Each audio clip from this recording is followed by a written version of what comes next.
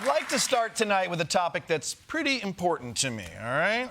Water. Now, I don't know about you guys, but I'm like 60% water, okay? It's kind of my thing. And if you'd like to put even more water in your body, well, here's some news worth celebrating.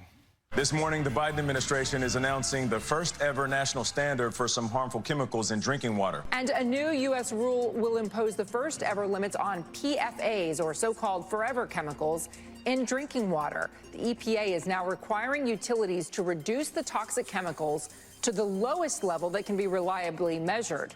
The agency claims this will reduce exposure for 100 million people and help prevent thousands of illnesses, including cancers. Oh, yeah. Yeah. I like not getting cancers. Now, I know it's not cool to say nice things about big government, but this is kind of exactly what it's made for, right? I mean, that and bailing out banks, but that's not the point. Look, personally, I'm not worried about forever chemicals because my Brita filter's still been going strong after 9 years, but it's still a good idea to cut them out, even if it costs money. Now, people have called me a big spender, but I am willing to pay a little more for water that doesn't make everyone I love throw up and die. And it's the same reason I buy name brand Cheerios and not the Asbestios on the bottom shelf. Now, it'd be one thing if forever chemicals tasted good, like if they had that same flavor as the cucumber water sitting in the lobby of that Hampton Inn for who knows how long.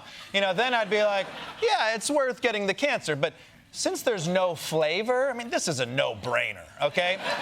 Water is supposed to be healthy. That's why your one weird coworker has that giant bottle, because she wants to rub it in your face how healthy she is. And it's not just water we have to clean up. Did you see this news about Lunchables today? I mean, it turns out that they have dangerous amounts of lead. Why do we do this? Why do we poison everything? Lunchables are supposed to be healthy. Okay, they're not, but they shouldn't have lead in them. How did lead even get in there? I guess if I were an aspiring chef and I ended up working at Lunchables, making food for a bunch of little shits who have no palate and obviously no understanding of umami, I might just grind up a bunch of pencils into their food, now that I think about it. But let's move on. If you're one of those people who likes sending handwritten letters on special paper to your loved ones, first of all, stop. Nobody wants to read all that. Just send a text. And second of all, sending letters just got more expensive.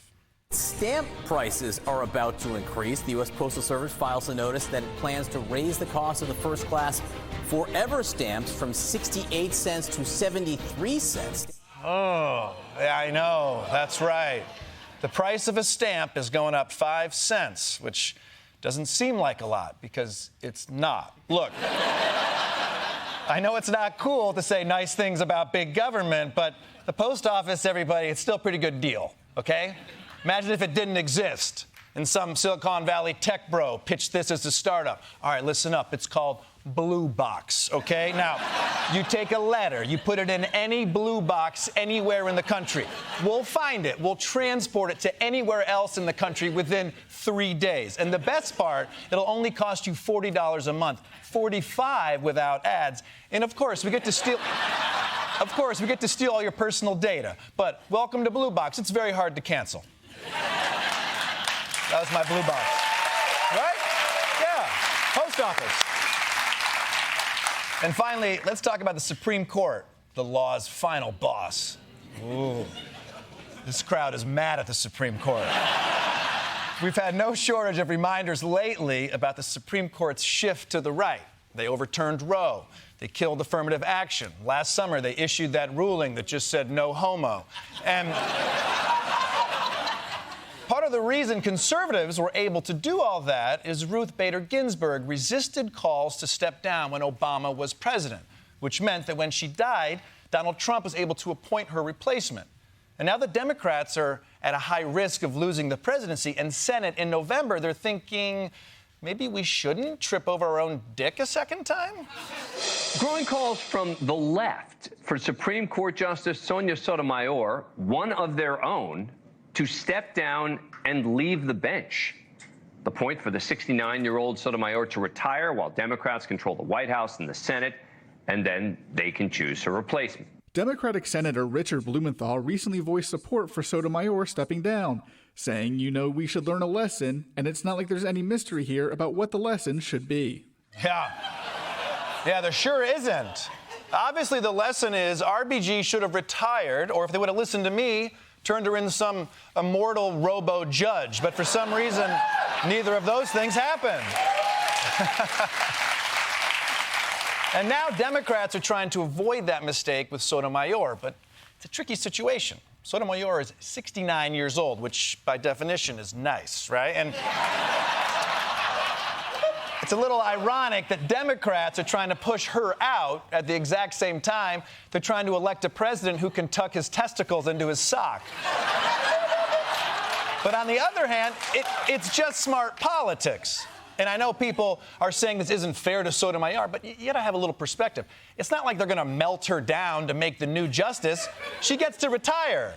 She's gonna make money. She's gonna sit by the pool. She won't have to spend her days pretending to like her coworkers anymore. She can spend them pretending to like her family. And I don't care if she retires or not. I just hate that we have to go through this every few years. And like everything else in America, this is the Founding Fathers' fault. They decided, for some reason, that the Supreme Court justices get lifetime appointments, and now they're basically the forever chemicals of democracy, and it's not great for the rest of the country. Yeah.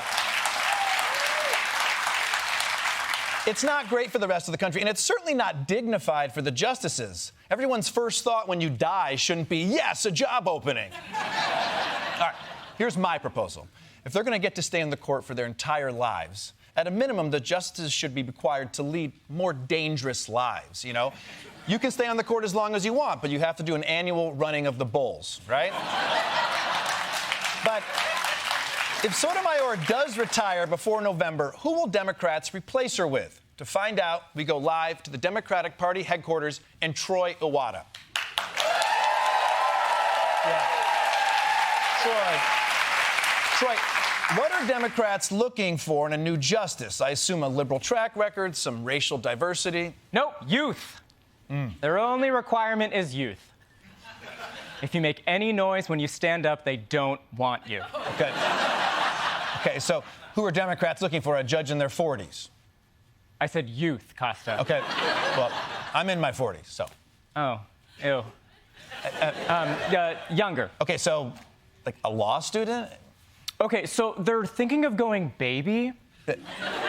Like really taking advantage of that full lifetime appointment, birth it, slap it, wrap it in a robe. Hold on. Troy, that's ridiculous. Babies aren't allowed to be in the Supreme Court. Oh, there is no age limit to be on the Supreme Court. Check your Constitution, you tall bitch.